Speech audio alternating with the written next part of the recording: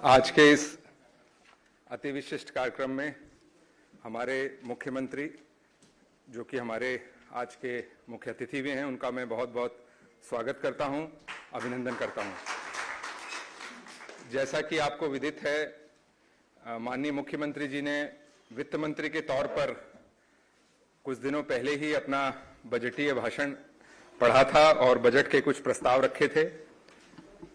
उस पे बहुत ही द्रुत गति से कार्य करते हुए आज वित्त विभाग की 2 नई योजनाएं, मुख्यमंत्री व्यापारी क्षतिपूर्ति योजना और दीनदयाल उपाध्याय अंत्योदय परिवार सुरक्षा योजना, इनका लोकार्पण माननीय मुख्यमंत्री महोदय अपने कर कमलों से करेंगे। और जिस द्रुत गति से पूरे विभाग ने इसको असली जामा पहुंचाया है, कुछ दिनों पहले ही इसकी घोषणा हुई थी बजट में, और आज इन योजनाओं का लोकार्पण माननीय मुख्यमंत्री जी स्वयं कर रहे हैं, तो उसके लिए निश्चय ही वित्त विभाग बहुत बहुत बधाई के पात्र हैं। कार्यक्रम को आगे बढ़ाते हुए मैं अनुरोध करूंगा अध्यक्ष हमारे व्यापारी कल्याण बोर्ड के श्री बालकृष्ण अग्रवाल जी से कि वो अपना स्वागत उद्बोधन दें।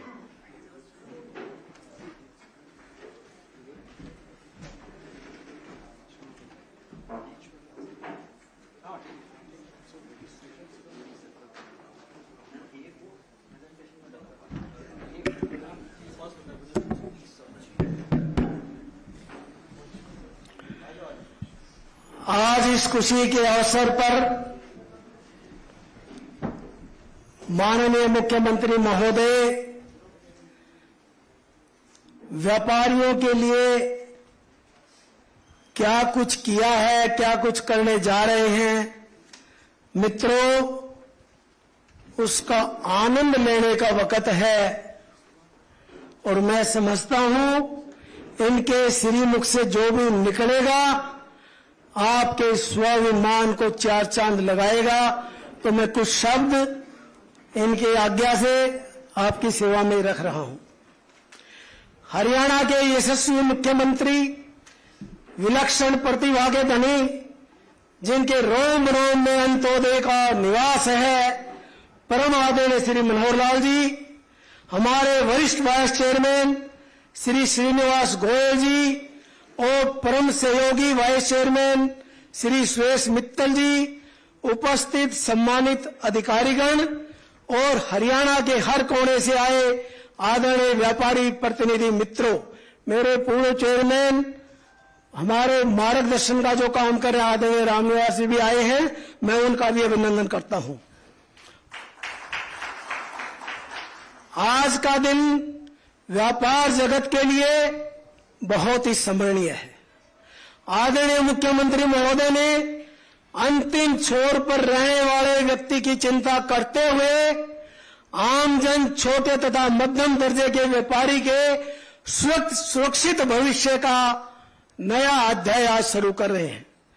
मां भारती के प्रमुख सेवक, यशस्वी प्रधानमंत्री श्रद्धेय श्री नरेंद्र मोदी जी ने अमृत काल में विकसित भारत की जो मजबूत नींव रखी है, मित्रों, उसमें हमारे लोकप्रिय मुख्यमंत्री जी आज जिन योजनाओं को प्रारंभ कर रहे हैं वो इसमें मील का पत्थर साबित होंगी, ऐसा सबको अनुभव हो रहा है। प्रधानमंत्री लघु व्यापारी मानधन योजना, प्रधानमंत्री माइक्रो और फूड प्रोसेसिंग स्कीम, प्रधानमंत्री employment generation programme, vocal for local इत्यादि अनेकों योजनाएं देश के चहुमुखी विकास को तीव्र गति प्रदान कर रही है। विश्व के बहुत से देशों की अर्थव्यवस्था जहां चरमरा रही है, उसमें भारत के सूक्ष्म, लघु और मध्यम उद्योग, फुटकर तथा मध्यम दर्जे का व्यापार अर्थव्यवस्था को संबल प्रदान कर रहा है। आदरणीय मुख्यमंत्री जी ने बहुत से ऐसे अद्भुत कदम उठाए हैं जिनकी श्रद्धेय प्रधानमंत्री जी ने मुक्त कंठ से प्रशंसा की है। सभी तालियां बजा के अपना मैसेज दिल्ली तक पहुंचाएं। स्वामित्व योजना, परिवार पहचान पत्र इत्यादि कितनी ही बातें हैं, थोड़ा समय के अभाव में मैं नहीं उतना कह पाऊंगा। प्रदेश के आधारभूत ढांचे को मजबूती प्रदान कर रहे हैं। व्यापार जगत के लिए प्रदेश में ऐसा सुखद वातावरण बन रहा है कि आज जो फैक्ट है मैं बता रहा हूं मित्रों, दिल्ली क्षेत्र से व्यापारी समूह माननीय मुख्यमंत्री जी हरियाणा में अपने व्यापार एवं उद्योग को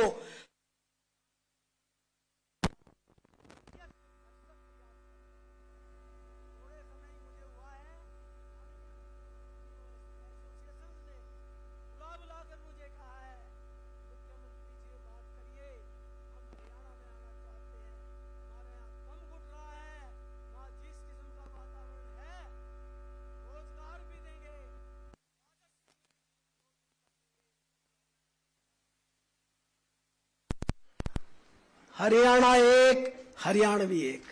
भाई जिस दिन मुख्यमंत्री जी बने थे उस दिन ध्येय वाक्य इन्होंने कहा था। इस ध्येय वाक्य केवल भारत में नहीं मित्रों, विदेशों में भी रहने वाले हरियाणा से संबंधित सभी व्यक्तियों के मन में अपनत्व का भाव जागृत हो रहा है। इसका उदाहरण भी सामने है। बंबई, कलकत्ता, हैदराबाद, जहां जहां मुख्यमंत्री महोदय का जाना हो रहा है, लोग आंखें विचार कर अभिनंदन के लिए तैयार नजर आते हैं। और इसका प्रमाण मैंने अपनी आंखों से हैदराबाद में देखा।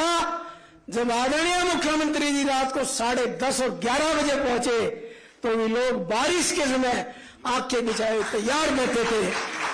तो ये मुख्यमंत्री जी, आपके व्यवहार, आपके कार्य और आपकी जो अपनत्व की सेवा भाव की भावना है, ये उसका परिणाम है। इसके लिए भी हम बहुत बड़े सौभाग्यशाली हैं और आपका धन्यवाद करते हैं। व्यापारियों के संबंध में आदरणीय मुख्यमंत्री जी के समझना इस बात को, व्यापारी का स्वाभिमान व समस्याओं का स्थायी समाधान के दूरदर्शी दृष्टिकोण से समाज में आशा की नई किरण जागृत हुई है। ये सबके लिए गौरव का विषय है। सभी तालियां बजाकर मुख्यमंत्री जी के प्रति आभार व्यक्त करें। हरियाणा व्यापारी कल्याण बोर्ड मुख्यमंत्री जी को आश्वस्त करना चाहता है कि हरियाणा के सर्वांगीण विकास के लिए मुख्यमंत्री जी योजनाएं आप बढ़ाते रहिए। सेठ भामाशाह और जमनालाल बजाज के पचिन्हों पर चलते हुए समरसता का पर्याय, गौरव में अतीत का धनी व्यापारी समाज खजाने को लबालब भरने में अपना भगीरथ प्रयास करता रहेगा। करेंगे ना? बहुत ही संतोष का विषय है। आपके सेवा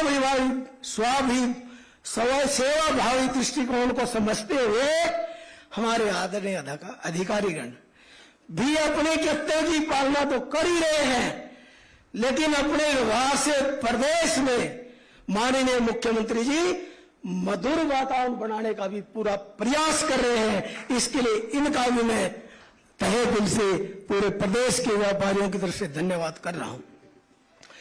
पिछले दिनों मित्रों, पंचकुला के सेक्टर 9 की रेहड़ी मार्केट भीषण आग की चपेट में आकर सुहा हो गई।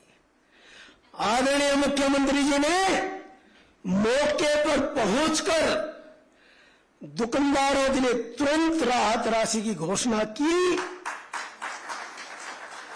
और अब सभी 132 दुकानदारों को बहुत ही कम मूल्य में 13 लाख 15 लाख जैसा मुझे पता चला, कि मैं भी टच में था, मालिकाना हक दे दिया गया है। कर्तव्य हमें से आभार व्यक्त करिए, जिसमें सभी दुकानदारों का भविष्य तो सुरक्षित हुआ है, आज करोड़ों के मालिक भी बन गए हैं। 13-15 लाख की दुकानें अधिकारी वर्ग ने आपको ये समझाने के लिए कि मुख्यमंत्री जी ने किस उदार दिल से, किस मानवता के उससे परिवार के सदस्य के रूप में क्या सौगात दी है। 2 दुकानें 1,39,00,000 की, 1,54,00,000 की, कहां 13 लाख, कहां 1,40,00,000, 54 लाख। कल्पना करिए। और मैं उम्मीद करता हूं इतने उदार दिल हमारे आदरणीय मुख्यमंत्री जी पंचकुला के अंदर तो कुछ किया सो किया, पूरे हरियाणा में भी इस तरह की योजना का लाभ दे, सब लबालब हो जाएगा।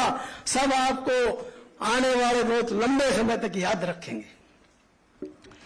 इस घटना में यदि मैं यहां पे माननीय हरियाणा विधानसभा के स्पीकर श्रीमान ज्ञानचंद गुप्ता जी का नाम नहीं लूंगा तो मेरी इसमें कोताही रहे। से जो वो बात कर रहे थे, मैं भी 3 दिन सोया नहीं था, तो उनकी वाणी से जो बात आ रही थी, उनके दुखित मन से जो बात आ रही थी, और जो उन्होंने आके अपनी तरफ से किया, वो भी लोगों की अंतःकरण में अमिट छाप छोड़ रहा है। और मैं ये भी यहां कहना चाहूंगा, मेरे साथी बैठे हैं, बीवी सिंघल जी एक बार खड़े हो, व्यापार कल्याण बोर्ड के जिला अध्यक्ष, रोहित सेन जी व्यापार प्रकोष्ठ की जिला अध्यक्ष, इनकी टीम ने सबको जोड़कर जो अथक प्रयास किया है, इनका भी बहुत बहुत धन्यवाद, साधुवाद। इसी तरह सब लोग अपने जिलों में करेंगे तो बहुत बड़ा अच्छा नजर आएगा। माननीय मुख्यमंत्री जी, हरियाणा व्यापारी कल्याण बोर्ड आज लॉन्च होने वाली योजनाओं के लिए पूरे देश के व्यापारियों की ओर से कर्तव्य भाव से आपका धन्यवाद करता है, और इसी आशा और विश्वास के साथ कि आपका वर्धस्त भविष्य में भी पूर्ववत बना रहेगा। बहुत बहुत धन्यवाद। जय भारत। अब एक बात मैं और मुख्यमंत्री, देखो बात यह है, योजनाएं जितनी बनी है मित्रों, अंतिम छोर की जहां बात होती है, आप एक एक 10-10 का रूप धारण कर लें, सबका प्रशिक्षण मुख्यमंत्री महोदय डीसी साहब के माध्यम से वहां जिला हेडक्वार्टर पर करवाएंगे। और हमने ये जाके बताना है, आप माननीय मुख्यमंत्री जी के इसमें सब तरह से सुरक्षित हैं, आपका भविष्य सुरक्षित है, और व्यापार में कोई अड़चन कभी आने नहीं दी जाएगी। तो ये संदेश आपको देना है। देंगे क्या भाई? ढंग से बोलो, ऐसे कुछ नहीं होता। देंगे ना? तो एक बात मैं और कहना चाहता हूं, माननीय मुख्यमंत्री जी, जब मेरा व्यापारी रात को चिंता बहुत रोता हुआ आपकी प्रतिमा उसके सामने आ जाए, जो बोलती नजर आए, मैं बैठा हूं, सुबह तक तेरे मन में खुशी लाके छोड़ूंगा, उस दिन हमारा सबका मस्तक ऊंचा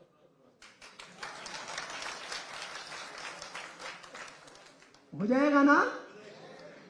तो ये कैसे होगा? अरे इतना ही तो करना है भाई, किस बात की चिंता है? बैठे हैं ना मुख्यमंत्री जी। अरे कबीर कुटीर बना दी तो इसमें तो कोई भी आएगा वो सम्मान से जाएगा। आज आपको अच्छी तरह भोजन मिला, आदर से मिला कि नहीं मिला? आदर से तो भाई खिचड़ी मिल जाए तो भी मजा है। तो मैं आपका बहुत बहुत धन्यवाद करते हुए यही विश्वास दिला सकता हूं, माननीय मुख्यमंत्री जी, आपने तो सब कुछ खोल रखा है, अब हमारी बारी है, हम उसमें क्या कर पाएंगे। इन्हीं शब्दों के साथ सबका बहुत बहुत धन्यवाद।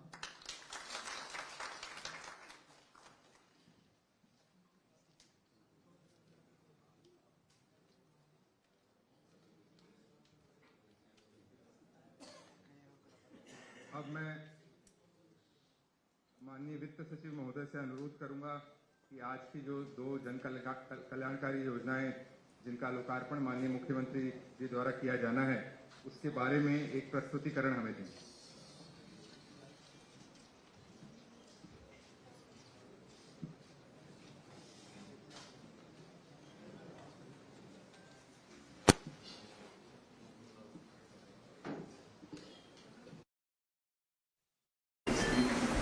सर, आपकी इजाजत से मैं 5 मिनट लूंगा।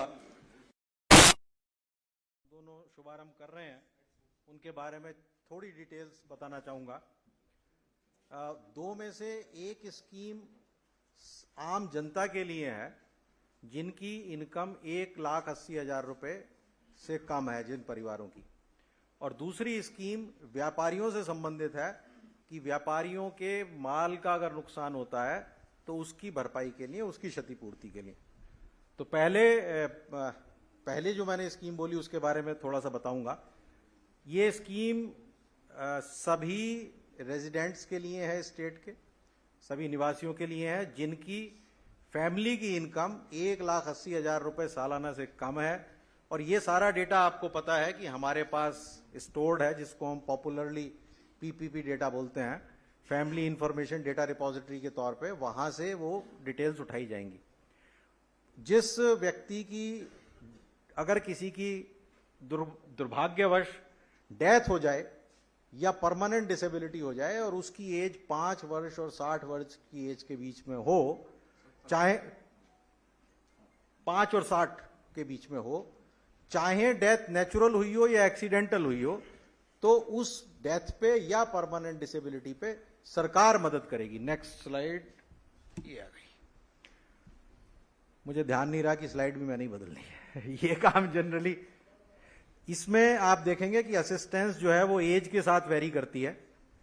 जो 5 साल से 12 साल तक के बच्चे हैं उनकी 1 लाख, 12 से 18 साल तक के बच्चों की 2 लाख, 18 साल से 25 साल तक के बच्चों की 3 लाख, 25 साल से 40 साल तक के बच्चों की 5 लाख और 40 साल से लेके 60 साल तक की उम्र वालों की 2 लाख। इसमें एक आप नीचे नोट देख रहे होंगे कि अगर उस व्यक्ति को कोई पात्रता बनती है, प्रधानमंत्री जो जीवन ज्योति बीमा योजना है या प्रधानमंत्री सुरक्षा बीमा योजना है, तो वो उसमें मिल जाएगी और उसका जितना बाकी अमाउंट होगा वो स्टेट देगी। नेट, जैसा मैंने बताया, नेट असिस्टेंस उसमें कैलकुलेट करके इस स्कीम से दिया जाएगा। कहने का मतलब ये हुआ कि ये उसी टेबल को दोबारा दर्शाया गया है कि अगर प्रधानमंत्री योजना के तहत कवर होता है तो ठीक है, उसकी बैलेंस अमाउंट हम देंगे, और नहीं कवर होता है तो पूरा अमाउंट सरकार देगी। इसमें जो प्रोसीजर है वो बड़ा आसान है कि जब भी कभी ऐसी कोई दुर्घटना होती है तो उसकी पोर्टल के ऊपर जो भी उसके परिवार का व्यक्ति है या अगर उसका परमानेंट डिसेबिलिटी का है तो वो खुद वो उस पोर्टल पे जाके, जिस पोर्टल को आज सीएम साहब लॉन्च कर रहे हैं, वहां जाके अपनी सूचना देंगे। और अगर तो किसी वजह से death head of the family की हुई है तो उससे अगला जो 60 साल से कम तक का व्यक्ति होगा उस परिवार का, उसको दी जाएगी। और अगर परमानेंट डिसेबिलिटी वाला इशू है हेड ऑफ द फैमिली का, तो भी उसको दी जाएगी। लेकिन अगर फर्ज करिए कि हेड ऑफ द फैमिली की बजाय किसी और की डेथ होती है तो वो amount head of the family को दिया जाएगा। दूसरा प्रेजेंटेशन एक बार लोड करना। ये थी डिटेल्स जो आज एक बहुत ही नायाब स्कीम जो कि इस बजट में सीएम साहब ने घोषणा की थी कि जितनी भी फैमिलीज उनकी इनकम 1,80,000 रुपए सालाना से कम है, उनको टारगेट करते हुए उनकी दुर्घटना के समय सरकार उनके साथ खड़ी है, ये बताने के लिए ये स्कीम इंट्रोड्यूस हो जाएगी। 1 अप्रैल से इसको लॉन्च कर दिया जाएगा और आज सीएम साहब इसके पोर्टल की भी लॉन्चिंग कर देंगे। इसमें एक चीज जोड़नी है मैंने, ये स्कीम 3 स्कीमों को मिला करके है। 2 स्कीमें प्रधानमंत्री जी की पहले से चल रही हैं। एक स्कीम चल रही है प्रधानमंत्री जीवन ज्योति बीमा योजना, दूसरी चल रही है प्रधानमंत्री सुरक्षा बीमा योजना। तो जो जीवन ज्योति बीमा योजना है, इसका उस पहली वाली योजना में 436 रुपए साल का प्रीमियम है, और दूसरी योजना जो है प्रधानमंत्री जीवन सुरक्षा बीमा योजना, उसमें साल का 20 रुपए का प्रीमियम है सिर्फ। और 1,80,000 रुपए से नीचे वाले जो परिवार हैं उनका ये जो प्रीमियम है वो सरकार भरेगी, ताकि उनको समस्या ना रहे। केवल पहली बार रजिस्ट्रेशन उनको कराना होता है, उनकी कंसेंट लेनी होती है कि हाँ मैं जो है इस बीमा योजना का लाभ उठाना चाहता हूं। पैसा वो भी उनको मिलेगा, लेकिन पहली बार उनके अकाउंट से पहले जाएगा, फिर वो सैंक्शन होगा, फिर हम अकाउंट में पैसा डाल देंगे, आगे हर साल हम डालते रहेंगे उस पैसे को। तो वो 2 लाख रुपया, 2 लाख उसमें है, 2 उसमें है। अगर तो सड़क दुर्घटना में कोई डेथ होती है तो फिर ये सुरक्षा बीमा योजना काम आएगी 20 रुपए वाली, और अगर जीवन ज्योति बीमा, प्राकृतिक मृत्यु है तो जीवन ज्योति बीमा योजना वो आएगी। तो हर व्यक्ति का यानी अगर हम उसका मृत्यु का करते हैं 436 का, उसमें वो इंक्लूड है, उसमें इंक्लूड है। सर ये प्रीमियम जैसा आपने बताया, ये प्रीमियम सब लोगों का जमा कराने के लिए ऑलरेडी हमारा प्रोसेस चल रहा है। वही चल रहा है, सबका नहीं है, 180 तक का। 180 तक, हाँ वो चल रहा है, लेकिन वो 2 लाख रुपए का जहां हो जाएगा तो वो 2 लाख रुपए वहां से मिलेगा, और बाकी जो घोषणा की है वो 2 लाख छोड़कर बाकी वो सरकार इस न्यास से जमा कराएगी। और उसमें अगर वो 436 जमा कराया तो उसमें चाहे प्राकृतिक हो चाहे दुर्घटना हो, दोनों है ना, बिल्कुल सर, डेथ के केस डेथ के दोनों है। और अगर केवल 12 रुपए यानी 20 रुपए कराया है तो उसमें प्राकृतिक नहीं है, केवल दुर्घटना है। हाँ, लेकिन किसी भी तरीके की डेथ हो हम तो उसको पूरा कर देंगे।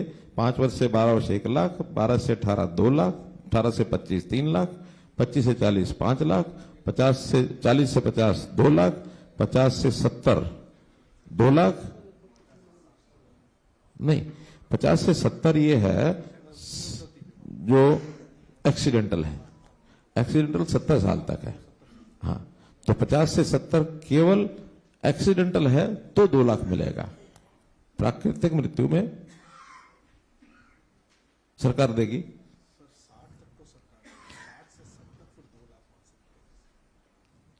चलो और बारीक कर लेना इसमें, लेकिन 60 तक तो सबको मिलेगा ही मिलेगा। 70 जो है लेकिन मिलेगा, वो सेंटर की स्कीम का पार्ट है। नहीं वही पैसा तो हम भर ही रहे हैं ना, तो सरकार का ही है। हाँ। जब पैसा हम दे रहे हैं तो हमारी तरफ से ही हो गया वो। और उसमें भी अगर प्राकृतिक मृत्यु है तो हम अपने अकाउंट में से देंगे, और एक्सीडेंटल है तो उस अकाउंट में से आएगा। यानी अल्टीमेटली 70 साल तक डेथ होगी तो 2 लाख मिलेगा। और 70 साल के बाद अब भगवान के जिम्मे, वो भगवान के जिम्मे है। सर आगे बढ़ाते हुए अब स्पेसिफिकली ट्रेडर्स, क्योंकि आज यहाँ मौजूद हैं, सभी जिले के प्रधान आए हुए हैं, इसमें 2 स्कीम, 9 मेंबर हैं, उनमें से भी आप हाँ, स्टेट व्यापारी ट्रेडर वेलफेयर बोर्ड के भी मेंबर्स और चेयरमैन हैं, जैसा आपको पता ही है, और जिलों से भी आए हुए हैं। इसमें 2 स्कीमें हैं सर। एक स्कीम ऑलरेडी, हालांकि हम उस पर रजिस्ट्रेशन मांग रहे हैं, अभी रजिस्ट्रेशन कम हुई है, तो मैं एक ब्रीफली बहुत बता दूं। ये स्कीम पहले चल रही है, निजी दुर्घटना योजना, जो कि अगेन व्यापारियों के लिए है, जिसमें 5 लाख रुपए तक का कंपनसेशन है। इसमें भी आप इस स्कीम के लिए भी लोगों को कहें कि वो इसमें भी रजिस्टर कराएं। बेसिकली हमने प्रोविजन ये रखा है कि वो सभी लोग जो जीएसटी में रजिस्टर्ड हैं वो इसको रजिस्टर करने के लिए एलिजिबल हैं, लेकिन ये पता करने के लिए कि कितने लोग इस स्कीम में आ रहे हैं, एक बहुत सिंपल रजिस्ट्रेशन प्रोसेस रखा हुआ है, जिसकी रजिस्ट्रेशन फीस सिर्फ 50 रुपए है, ईयरली रजिस्ट्रेशन फीस।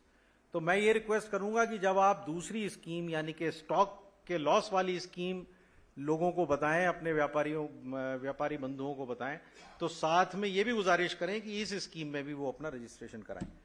अब जो एक बात स्पष्ट कर देते हैं कि इसमें है 50 रुपया प्रति पर्सन, यानी अगर किसी फर्म के 3 पार्टनर हैं तो उनको 50 पैसा तीनों का अलग अलग यानी 150 रुपया जमा कराना है। कोई छोटी कंपनी है इसी रेंज में नीचे है और उसके 5 डायरेक्टर हैं तो 5 के नाम से 50 रुपया है, पर पर्सन 50 रुपया। उनकी सबकी एलिजिबिलिटी है कराने की, रजिस्टर पर्सनली करना पड़ेगा। इसमें जो अब आज से ये स्कीम लॉन्च हो रही है, जिसमें कि आपकी जो स्टॉक है, वो स्टॉक का लॉस अगर हो जाए किसी भी कारणवश, जो कि कारण इसमें स्कीम में दिए हुए हैं, तो उसको भी कंपनसेट करने के लिए स्कीम बनाई है। फायर कवर होगी, राइट्स कवर होंगे, नेचुरल कैलेमिटीज कवर होंगी इसमें, और इसका अगेन ऑनलाइन पोर्टल है जो कि सीएम साहब आज जिसको शुभारंभ कर देंगे। और एक ऑनलाइन ईयरली रजिस्ट्रेशन कराना पड़ेगा। जो भी व्यापारी इस स्कीम में पार्टिसिपेट करना चाहते हैं, वो इस पे डिपेंड करता है कि अगर कुछ लोगों ने जिन्होंने कोई और इंश्योरेंस लिया हुआ है वो बेशक ना कराएं, लेकिन आप देखेंगे कि इस स्कीम में पार्टिसिपेट करना उन सब लोगों के लिए फायदेमंद है जिन लोगों ने कोई बाहर से दूसरा इंश्योरेंस नहीं लिया हुआ है। और इसके लिए रजिस्ट्रेशन का टाइम पीरियड भी हमने रखा है। ये 1 फरवरी टू 30 अप्रैल हर साल रजिस्ट्रेशन होंगी। इस साल क्योंकि हम अब आज से शुरू हो रहे हैं तो इस साल समय थोड़ा सा कम रहेगा, 30 अप्रैल तक करेंगे। अगर कोई इसको डेट को 2, 4, 5, 7 दिन आगे भी ले जाना आप लोगों को अगर लगता है आप नंबर बढ़ा सकते हैं तो वो उस स्टेज पे हम कंसीडर कर सकते हैं। ये डॉक्यूमेंट्स हैं। ये डॉक्यूमेंट्स जो स्कीम है वो बहुत जल्दी नोटिफाई हो जाएगी। उस स्कीम में सारे नॉर्मल डॉक्यूमेंट्स हैं, ये आपको साथ में देने होंगे। जो इसमें कंपनसेशन की अमाउंट है वो अगर टर्नओवर 20 लाख तक है तो कंपनसेशन कवरेज 5 लाख की रखेंगे और 100 रुपए उसकी फीस होगी। अगर टर्नओवर 20 और 50 लाख के बीच में है तो कवरेज 10 लाख की और रजिस्ट्रेशन फी 500 रुपए। सिमिलरली 50 लाख 1 करोड़ 15 लाख तक की कंपनसेशन कवरेज 1500 रुपए फीस, और 1 करोड़ और 1.5 करोड़ के बीच में 20 लाख रुपए तक की कंपनसेशन कवरेज है और 2500 रुपए इसकी रजिस्ट्रेशन फी होगी। और जिन लोगों का कम टर्नओवर ये 1.5 CR के ऊपर है उन लोगों के लिए ये स्कीम नहीं है। उनको ये माना गया है कि वो अपना आप सक्षम है कि वो अपना इंश्योरेंस करा के उसको कवर कर सकते हैं लॉस को। बहुत ब्रीफली इसकी इंटीमेशन, कोई भी इस तरीके का लॉस हो तो 24 घंटे के अंदर अंदर आपको पोर्टल पे देनी होगी, जिससे कि ट्रेडर वेलफेयर बोर्ड को भी पता लग जाएगा और जो सुरक्षा न्यास है सरकार का ट्रस्ट के रूप में काम करेगा उसको भी पता लग जाएगा।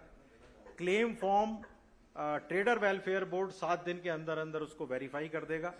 उसके बाद सर्वेयर को नियुक्त कर देगा ट्रस्ट, और वो सर्वेयर 2 दिन के अंदर अंदर उस क्लेम फॉर्म को रिसीव करके जो उसने सर्वे करना है वो सर्वे वगैरह करके और फाइनल सर्वे रिपोर्ट के लिए हमने उसको 3 हफ्ते का समय दिया, 21 दिन में सबमिट कर देगा।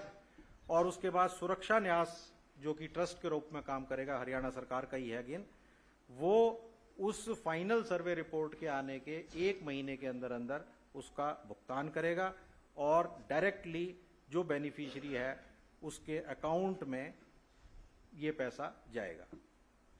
ये बाय एंड लार्ज इस स्कीम की डिटेल्स हैं। और क्वेश्चन आंसर इनके आपने कुछ रखे हुए सर? दो चीजें क्लियर करता हूं अनुराग जी। एक चीज तो ये जो रजिस्ट्रेशन का पैसा रखा गया है कुल मिला के तो एक प्रकार का ये प्रीमियम ही है, और ये प्राय जो जनरल इंश्योरेंस कंपनीज का प्रीमियम है उससे लगभग आधा है, क्योंकि अल्टीमेटली तो एक ट्रस्ट है, उस ट्रस्ट में ये पैसा आएगा, उसी में से नुकसान होगा तो जाएगा। ट्रस्ट का कोई मोटिव प्रॉफिट कमाना नहीं है, कुछ कम पड़ेगा तो सरकार डाल देगी, लेकिन उसमें सबसे इकट्ठा होगा और क्षतिपूर्ति कर दी जाएगी। दूसरा इसमें है रजिस्ट्रेशन जो है अनुराग जी, रजिस्ट्रेशन 40 लाख से नीचे जिसका टर्नओवर है उसको रजिस्ट्रेशन अनिवार्य नहीं है, लेकिन रजिस्ट्रेशन कराना चाहिए।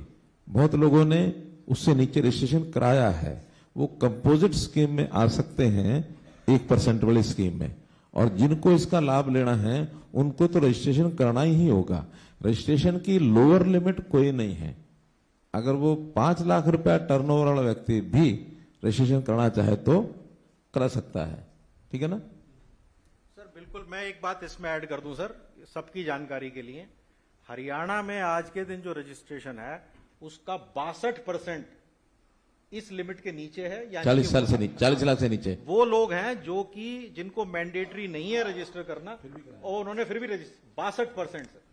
कई लाभ होते हैं उसके, यानी जो रजिस्टर्ड होता है वास्तव में गवर्नमेंट की सप्लाईज बहुत होती हैं, चाहे सेंट्रल गवर्नमेंट की, पीएसयूज की, हरियाणा स्टेट की, वो सप्लाई केवल रजिस्टर्ड डीलर से ही हो सकती है। इसलिए उनको तो अपना माल बेचना है और रजिस्ट्रेशन में कुछ लगता नहीं है। रजिस्ट्रेशन कराना है, फॉर्मेलिटी थोड़ी पूरी करनी है, वो फिर उस माल को सरकारी महकमों को भी बेचने के लिए उसकी एलिजिबिलिटी बन जाती है। इसलिए हम व्यापारियों को कहें रजिस्ट्रेशन का कोई अलग खर्चा तो है नहीं, क्या है कोई? बस वो रजिस्ट्रेशन फी है सर, नहीं, वो तो है बीमे के लिए, उतना ही वहां और नहीं है ना। जीएसटी रजिस्ट्रेशन में कोई भी पैसा नहीं लगता। यहां बीमा कवर करने के लिए सिर्फ छोटे व्यापारी को 100 रुपया देना है साल का, इससे ज्यादा नहीं देना। तो इसलिए प्रोत्साहन करके ज्यादा लोगों को रजिस्ट्रेशन कवर में लाना चाहिए। तो एक चीज सर मैं बताना भूल गया।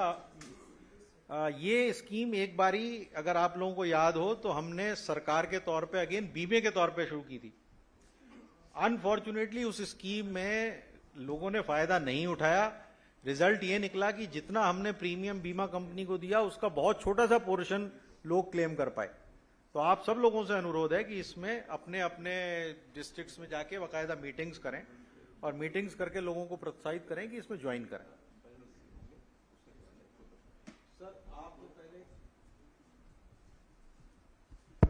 एक विषय आया कि छोटे व्यापारी को रजिस्ट्रेशन करते समय सीए का एक सर्टिफिकेट लेना पड़ता है, और वो कोई भी सीए, आखिर सीए है तो सीए है, वो 4,000 5,000 से नीचे तो अपना मुंह खोलेगा नहीं, ठीक है ना। तो इसमें 20 लाख रुपए से नीचे का कोई व्यापारी अगर रजिस्ट्रेशन करना चाहता है और वो अपना सीए सर्टिफिकेट उसको चाहिए, तो हम गवर्नमेंट एम्पैनल्ड सीएस की लिस्ट जारी कर देंगे और उससे कराएंगे। उसका कोई पैसा नहीं देना, वो पैसा उसका जो लमसम देना होगा वो हमारा डिपार्टमेंट देगा, इसी योजना में से देगा। 1 मिनट में फैसला किया सीएम साहब ने। अरे जबरदस्त तालियां बजाओ, इससे क्या होगा?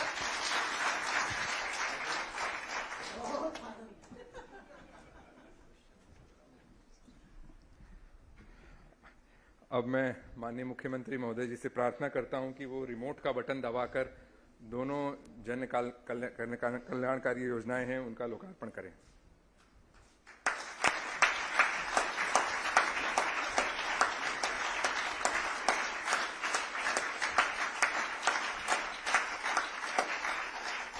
अब मैं माननीय मुख्यमंत्री महोदय जी से उनके उद्बोधन के लिए प्रार्थना करता हूं।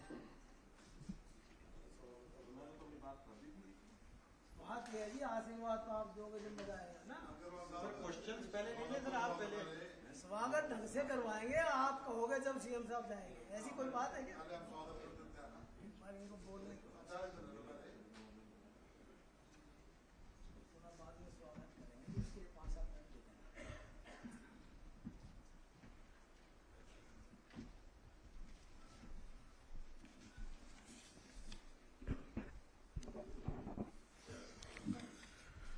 बहुत ही आज एक सुंदर अवसर है जब हरियाणा के व्यापारी वर्ग को यहाँ इन 2 योजनाओं का लॉन्च करने के लिए यहाँ बुलाया गया है। मंच पर विराजमान हमारे हरियाणा व्यापारी कल्याण बोर्ड के अध्यक्ष, जो इस वर्ष जिनकी नियुक्ति हुई है, हमारे बहुत ही पुराने साथी हैं बालकिशन जी। उपाध्यक्ष हरियाणा व्यापारी कल्याण बोर्ड के हमारे श्री श्रीनिवास जी गोयल बैठे, वो कुलाना निवासी हैं, बहुत ही पुराने साथी हैं हमारे ये। और दूसरे उपाध्यक्ष हैं श्री सुरेश मित्तल जी, ये भी हमारे पुराने साथी हैं, ये दूसरे उपाध्यक्ष हैं। पूर्व अध्यक्ष रामनिवास जी, ये भी इस टर्म से पहले अध्यक्ष रहे हैं। मंच पर विराजमान प्रिंसिपल सेक्रेटरी श्री उमाशंकर जी, वित्त सचिव अनुराग रस्तोगी जी, हमारे बीच में अन्य सभी अधिकारीगण उपस्थित, हरियाणा के कोने कोने से आए हुए हमारे सभी व्यापारी बंधुगण। 2 योजनाएं आपके सामने रखी हैं। वास्तव में तो चूंकि एक सिस्टम में से हम चलते हैं, लगातार वर्ष भर अपनी योजना से काम करते रहते हैं, लेकिन योजना में काम करते करते कभी कभी कठिनाइयों का सामना करना पड़ता है। कभी आकस्मिक कोई दुर्घटना हो गई, आकस्मिक कोई ऐसा कारण बन गया जिससे हमारे चलते चलाते व्यापार में कोई नुकसान हो गया, जान को जोखिम हो गया। तो इस क्षतिपूर्तियों को करने के लिए विभिन्न प्रकार की योजनाएं दुनिया भर में हैं। ये एक प्रकार की सामाजिक सुरक्षा ये होती है कि हर किसी का जीवन सुरक्षित हो। तो सुरक्षित करने के लिए आकस्मिक कोई नुकसान होता है, उसके लिए आपसी सहयोग से मिलकर के योजनाएं बनानी चाहिए। तो इसमें सभी लोग मिलकर के जब योजनाएं बनाते हैं, वो योजनाएं ऐसी होती हैं कि आने वाले समय का, भविष्य का कुछ भरोसा नहीं होता। उस समय की कोई बात अनहोनी ना हो जाए तो सब मिलकर के कोई ना कोई एक निधि इकट्ठी कर लें और उस निधि के बाद जिसका नुकसान हो उसको वो दे दिया जाए। एक प्रकार का ये सहकारिता का सिस्टम है, कोऑपरेटिव सिस्टम है। इसको बीमा कंपनी, जीवन बीमा कंपनी, हम कुछ भी कह लें, उस योजना के अलग अलग प्रकार करते हुए हमने एक न्यास बना दिया कि हरियाणा सरकार का एक न्यास रहेगा। उस न्यास में कुछ कलेक्शन जो बेनिफिशियरीज हैं जिनको लाभ मिलना है, उनका एडवांस एक प्रीमियम थोड़ा सा लेकर के डाल दिया जाए, कुछ पैसा सरकार का डाल दिया जाए, मिली जुली योजनाएं बनाएं। और खास करके ये योजनाएं जो थोड़ा सा अपने व्यापार में या आर्थिक स्थिति के नाते से बड़ों से थोड़ा नीचे हैं, कमजोर हैं, छोटा व्यापारी है, उसके लिए बहुत आवश्यक है। बड़ा व्यापारी शायद उसकी हड्डी सहन कर लेगी, उसकी इतनी ताकत है, वो एक जगह नहीं 10 जगह काम करता है, कहीं एक जगह नुकसान हो गया तो बाकी जगह से उसकी पूर्ति वो कर लेगा। लेकिन जिसका एक ही काम है, उसी में नुकसान हो गया तो उसके लिए तो बहुत मुश्किल हो जाती है, रातों रात खत्म हो जाता है। जैसा बालकृष्ण जी कह रहे थे कि रात को वो चिंतित होता है, उसको पता नहीं सवेरे तक क्या हो जाए। हम अपने मार्केट में, दुकान में ताला लगा के आते हैं, सवेरे उठने से पहले कोई उल्टा सीधा समाचार मिल जाता है। तो ऐसे अवसर पर कोई तो चिंता करने वाला हो।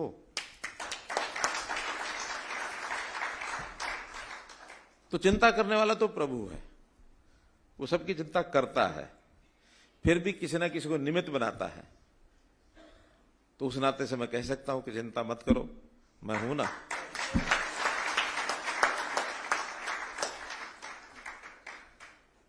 और मुझे भी अपने पास से कुछ नहीं करना, पूरा प्रदेश है, इस पूरे प्रदेश में सब लोग मिल करके, प्रधानमंत्री जी ने कहा सबका साथ, सबका विकास, सबका विश्वास, सबका प्रयास, सब मिल करके करेंगे।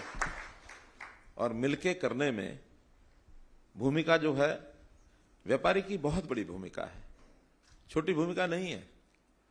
व्यापारी को सरकार का भामाशाह ये कहा गया है।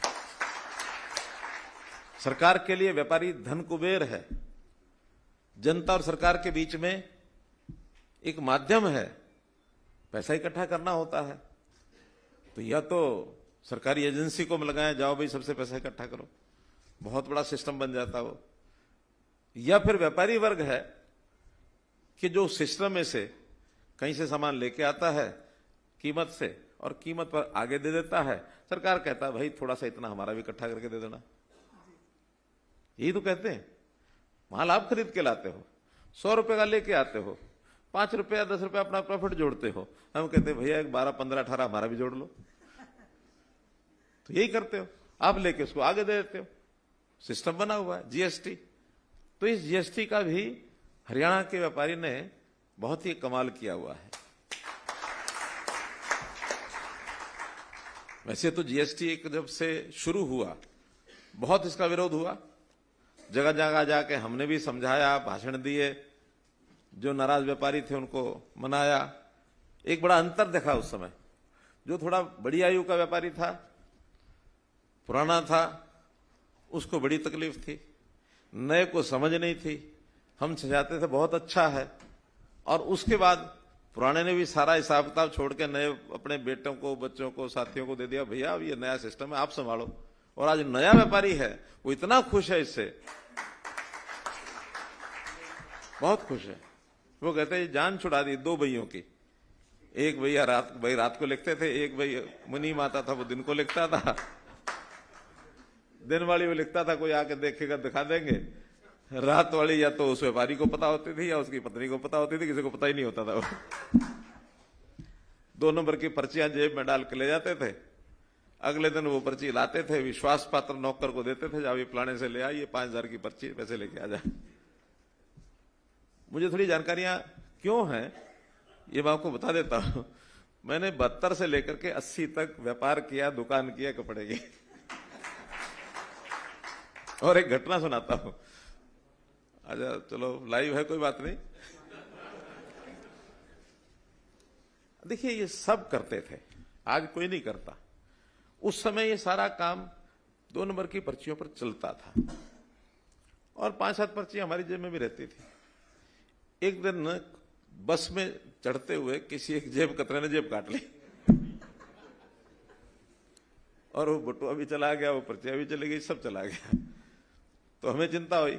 अब चिंता बटुए में कोई 200-400-500 रुपए उसकी नहीं थी, चिंता वो 4-5 पर्चियों की थी। अब रात भर सोए नहीं, सर्दियों के दिन थे। सवेरे सवेरे उठ के बस में बैठ करके मैं जिस जगह, क्योंकि जब मैं बस में चढ़ा उस समय कटी, तो ध्यान में आया कि हाँ इस जगह पर कटी है। तो दिमाग ने काम किया, थोड़ा उस जगह उतर के मैं उस रूट के ऊपर कोई आधा किलोमीटर 1 किलोमीटर पैदल चल के मैंने देखता हूं, और पैदल चलते चलते एक साइड में किनारे पर वो पर्चियां मिल गई कि वो किसी और के काम की तो थी नहीं ना। जिसने पैसे निकाले उसको तो, जो बटुए में पैसे थे उसका मतलब था, उसको पर्चियां क्या लेने देनी थी। तो मेरा कहने का मतलब इन चीजों को ठीक करने में अब उस समय समझ नहीं थी, आज हमको समझ है कि नहीं, व्यापार भी या और भी सारी चीजें इतनी शुद्ध होनी चाहिए कि रात को आराम से नींद आ जाए। तो जीएसटी का जो विरोध हुआ था 6 महीने साल भर विरोध चला। 2016-17 में कब शुरू हुआ था? 17-18 में, 1 जुलाई 17। लेकिन उस 1 साल के बाद वो धीरे धीरे दबते दबते दबते सारा विरोध समाप्त हो गया और आज लोग प्रसन्न हैं, खुश होकर के जीएसटी जमा कराते हैं। देश ने रिकॉर्ड तोड़ा। 4 महीने पहले जो मंथली कलेक्शन होती है 1,66,000 करोड़ रुपया देश में जीएसटी इकट्ठा हुआ। और एक अच्छी बात यह है कि GST collection per capita collection, इसका भी हिसाब लगाते हैं वो, आबादी के हिसाब से सबसे ज्यादा कलेक्शन कहां की है। छोटे प्रदेश तो वो अलग एक ग्रुप है 8-9 प्रदेशों का, बड़े प्रदेशों का अलग ग्रुप है। छोटे प्रदेशों में तो सिक्किम है, सिक्किम के बाद गोवा है। बड़े प्रदेशों में नंबर 1 पर हरियाणा है। यानी हमारा कलेक्शन 2,54,00,000 की आबादी पर पिछले साल 21-22 में 68,142 करोड़ रुपया कलेक्शन हुआ। 25,000 के करीब एवरेज आता है। 26,700 समथिंग है पर हेड। यानी एक आदमी जितना माल खपत करता है उसमें से 26,000 रुपया वो सरकार को देता है, बाकी खुद खाता पीता है।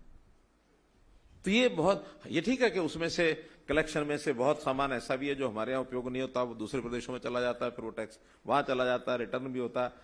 एक्चुअल जो इनकम है वो कम है, लेकिन कलेक्शन इतनी है।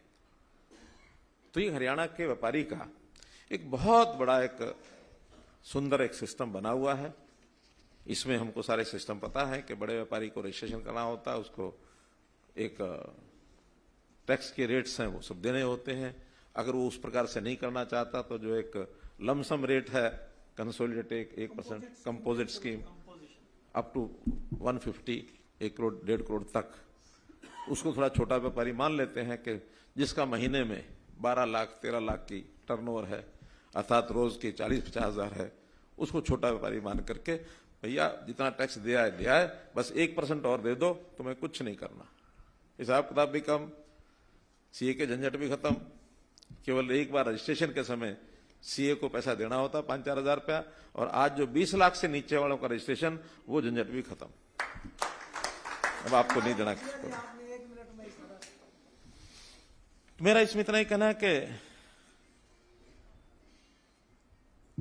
हम जो जितने भी विषय हमारे सामने आते हैं, केवल व्यापारी के ही नहीं, जनता के और भी, क्योंकि ये सारी योजनाएं सबको चाहिए। एक आम आदमी को भी चाहिए, किसान को भी चाहिए। किसान की क्षतिपूर्ति का अलग हमने एक पोर्टल बनाया। मानो खेती, अब सबसे देखा जाए तो सबसे ज्यादा यानी रिस्की अगर कोई काम है तो वो किसान का है। किसान की खेती खुली हवा में, आकाश के नीचे पड़ी है। कब आंधी आ जाए, तूफान आ जाए, बरसात आ जाए, ओला पड़ जाए, उसकी फसल खराब हो जाती है। कम से कम हमारी सबकी जो स्टॉक होता है, स्टोर होता है, वो अंदर ताले में पड़ा है, उसका तो वो भी नहीं है। इसलिए उसकी क्षतिपूर्ति भी सब करते हैं। अलग से एक पोर्टल बनाया है कि किसी का नुकसान हो जाए 72 घंटे के अंदर आप अपने आप चढ़ा दो।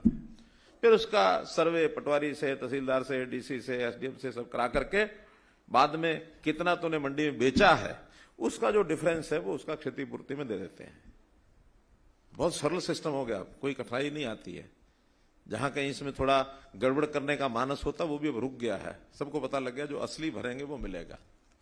लेकिन अभी भी बहुत से वर्ग ऐसे हैं जिनका कोई माली नुकसान होता है तो उसके अंदर थोड़ा अभी कमी है। जैसे बहुत छोटा रेडी खोमचे वाला आदमी है, अब उसका जीएसटी नंबर तो है नहीं, ना वो रजिस्टर करेगा, 10-20 हजार रुपए का सामान लगाता है तो 10 बेर कर सकता है वो, ऐसा नहीं कि नहीं कर सकता।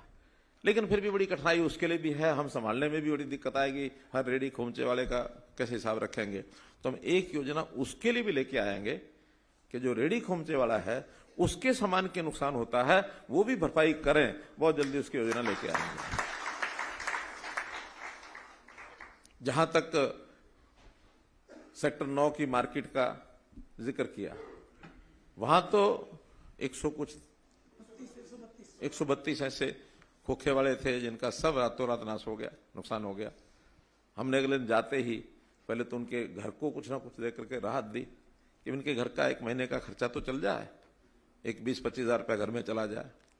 फिर बाद में तुरंत डिपार्टमेंट को, एचएसपीपी को बुला करके उनकी जमीन उनको अलॉट कराई, उनसे बहुत सस्ते पैसे में उनको दिया। और न केवल 9 मार्केट में, आप बैठे हैं बीपी अग्रवाल, 3 और मार्केटें जो ठीक ठाक थी उनको भी दे दिए, 4 मार्केट में दिए। और उसके बाद फिर सारे हरियाणा में कर दी कि इस प्रकार की कोई मार्केट कहीं है और वो सरकारी जमीन पर है तो हम उसको थोड़ा पैसा ले करके और उसको दे देंगे ताकि उसकी दुकान पक्की हो जाए। अभी पीछे एक विषय आया कि अर्बन लोकल बॉडीज की पुराने समय में, खास करके आजादी के बाद बहुत से लोग आए, उन्होंने अपना कोई खोखा बना लिया, कहीं पटेदारी पर जगह ले ली, कहीं लीज पर ले ली और वो दुकानें छोटे मोटे खोखे वोखे रख लिए। धीरे धीरे वहां दुकान भी बना ली। अब इतने साल हो गए हैं, 70 साल के बाद भी दुकान वो छोड़ सकते नहीं, क्योंकि रोजी रोटी का विषय है। कुछ लोगों ने दुकानें आगे दूसरों को भी दे दी पगड़ी पर। आखिर पगड़ियों पर ये सारे विषय चलते हैं जैसे किराएदार देते हैं। तो उस नाते से ध्यान में आया कि क्यों नहीं इनकी मलकियत इनको दे दी जाए। 20 साल से पुराना अगर किसी का विधिवत लीगल कब्जा है, कोई उसके पास रसीद है, पर्ची है, कुछ भी है, तो उससे एक रेट तय कर दिया कि इस रेट के हिसाब से पैसा जमा करो और रजिस्ट्री करा लो। हजारों केस ऐसे आ गए हैं, कुछ तो हो भी गए हैं। मोहित जी कितने हुए हैं? 800, 2000 एप्लीकेशन आ गई है, तो उसमें से 1200 प्रोसेस में, 800 हो गए हैं। प्रोसेस में कुछ कागजी कार्रवाई और कहीं कहीं गड़बड़े क्या हुई। हमारे सरकारी जो डिपार्टमेंट है ना, वो भी बड़े मजेदार हैं, जैसे काम करते हैं। शहरों में जमीन तो अलग अलग विभाग की होती है, तो वहां क्या पीडब्ल्यूडी की जमीन है, इरिगेशन की है, किसी ने खोखा वहां लगाया और वो म्यूनिसिपैलिटी में गया, जी हम जो ये लगाए बैठे हैं जरा हमारी पर्ची काट दो। जमीन पीडब्ल्यूडी की, इरिगेशन की, किराया चढ़ा दिया यूएलबी ने और यूएलबी के नाम से किराया खाए जा रहे हैं। आज जब रजिस्ट्री कराने लगे तो कहते हैं जी तो हमारे नाम ही नहीं है। अब यूएलबी वाले पकड़े गए। तब जाके हमने चीफ सेक्रेटरी कहा कि भी शहर के अंदर इस पॉलिसी को सारे डिपार्टमेंट जितनी जमीनें सबकी हैं सब अडॉप्ट कर लें, सब इस हिसाब से दे दें। तो मित्रों, आज आपको मैं इस विषय पर बहुत बहुत बधाई देना चाहता हूं।